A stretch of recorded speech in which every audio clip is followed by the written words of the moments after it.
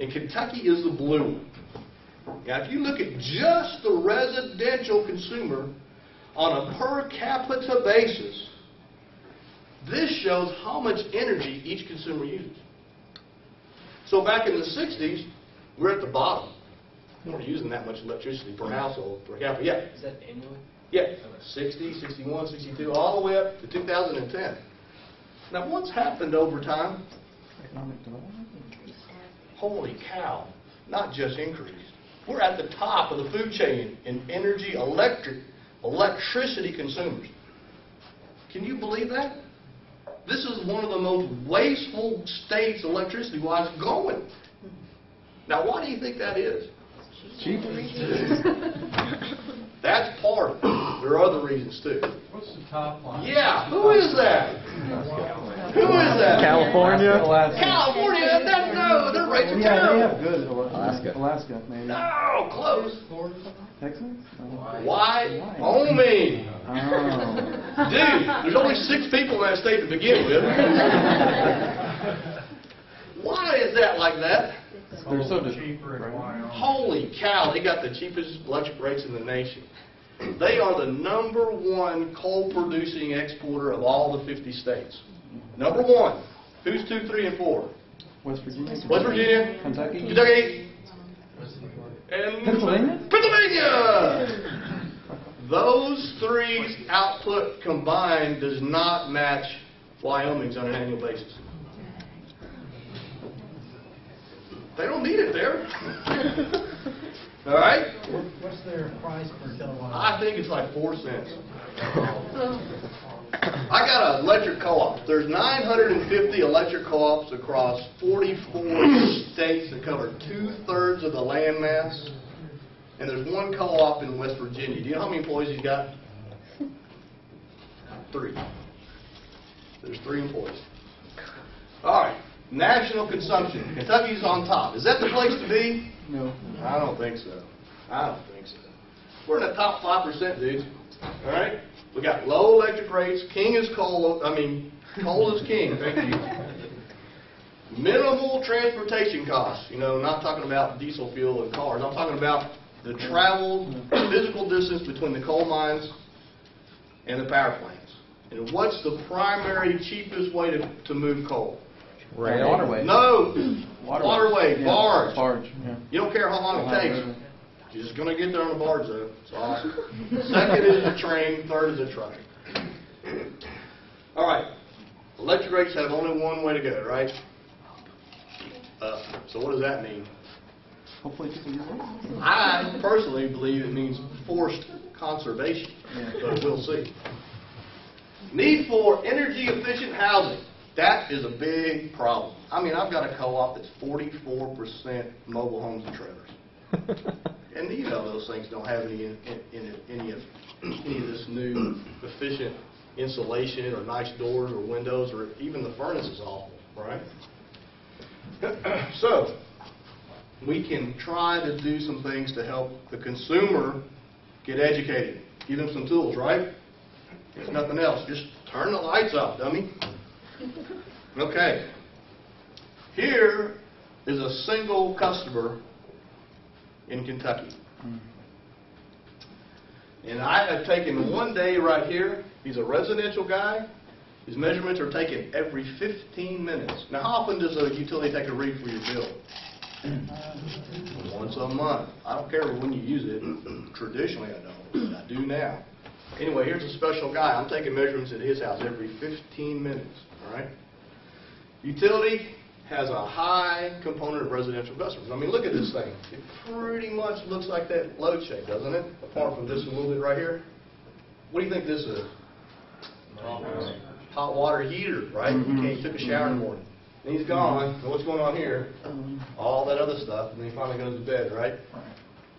So, I mean, just looking at 15-minute data, you guys, if you haven't studied this, can make some inferences about this guy's behavior electrically. Interesting, right? So if we can help that guy reduce energy at the peak, it's going to help the utility reduce energy at the peak, right? Because we're pretty much in sync with that deal. So remember, here's our peak deal.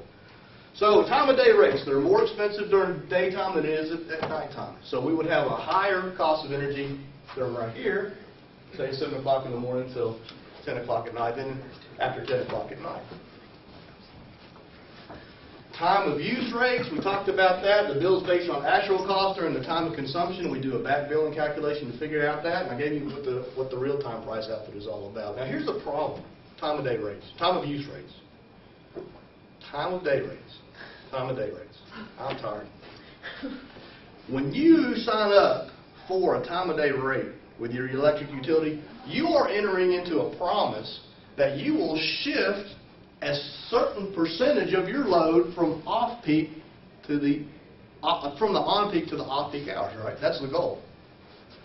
So if you get on that rate, and let's say you just don't change any of your behavior at all, still run the dishwasher when you come home, still wash clothes at 3 o'clock in the afternoon, what's going to happen to your electric bill as compared to if you had stayed on the standard rate? It's going to go up, man, because you broke your promise with me. So as an electric utility, I have to figure out, well, how many guys do I think are really going to do this? I got 650,000 meters. How many guys are actually going to do that? Well, how much energy do I think they can actually move from on-peak to off-peak hours? And then I figure out what my rate might be. And when I did all of that, you saw what I got, $10 for a hot water heater for the whole year. It just isn't there. And we're a non-for-profit utility. Non-for-profit. We're not supposed to make money on that, right? So it's hard to move a significant amount. If you think about it, your mom and dad's house, how much can they actually move? Not a whole lot. I'm going to turn my television on. And it's a big plasma thing, right? That's people's attitude. So it all boils down to what? To enable that technology of smart meter. And there's been a whole lot of discussion on smart meters. You probably guys know more about it than I do. But it started out with automatic meter reading systems, AMR. And what they did is it just took the meter read at the customer's home and it sent it to the utility. You didn't have to send a truck over to read that meter. Save a lot of windshield time. Save a lot of dog bites. Right? Meter consumption came to utility. The data was either sent on a phone line. We tap into your phone line at nighttime and we dial it up. We have a radio frequency.